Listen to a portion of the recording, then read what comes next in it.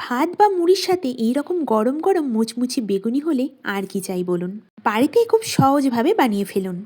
এই সাইজের একটা বেগুন নিয়ে নিয়েছিলাম। তারপর একটা বাটিতে বেসন, পরিমাণ মতো লবণ, বেকিং সোডা আর জল দিয়ে ভালো মতোভাবে মিক্স করে নিয়েছিলাম। বেকিং সোডা দেওয়ার ফলে বেগুনিটা কিন্তু মুচমুচে খেতে হবে। বেসনটাকে ভালো মতোভাবে কিন্তু মিক্স করে নিতে হবে। তার উপর দিয়ে দিয়েছিলাম অল্প কালো জিরে। বেগুনটাকে এই রকম সাইজ করে কেটে নিয়েছিলাম। তার মধ্যে দিয়ে দিয়েছিলাম পরিমাণ মতো নুন আর চাট মশলা। এরপর ভালো মতোভাবে কিন্তু মেখে নিতে হবে। ভালো মতোভাবে মেখে নেবেন, নালে নুন আর মশলা কিন্তু বেগুনের মধ্যে ঢুকবে না। এরপর কড়াইতে দিয়ে দিয়েছিলাম তেল। তারপর কেটে রাখা বেগুনের পিসটাকে বেসনের মধ্যে চুবিয়ে তারপর তেলের মধ্যে ছেড়ে দিয়েছিলাম। তারপর ভালো করে ভেজে নিতে হবে। এপিট ওপিট হালকা লালচে হয়ে গেলেই তারপর নামিয়ে নেবেন। সব কটা বেগুনের পিসগুলোকে আমি কিন্তু সেম প্রসেসেই ভেজে নেব। আপনাদের কাছে একটা ছোট্ট অনুরোধ রইল, আমার ভিডিও যদি আপনাদের ভালো লাগে লাইক কমেন্ট শেয়ার করে পাশে থাকবেন।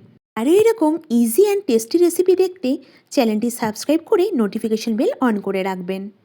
এইভাবে আমি সব বেগুনগুলোকে ভেজে নিয়ে থালায় তুলে রেখে দিয়েছিলাম। ব্যাস রেডি হয়ে গেছিল দোকানের মতো মুচমুচে গরম গরম বেগুনি। এইভাবে একবার বেগুনি বানিয়ে বাড়িতে অবশ্যই খেয়ে দেখুন। ধন্যবাদ।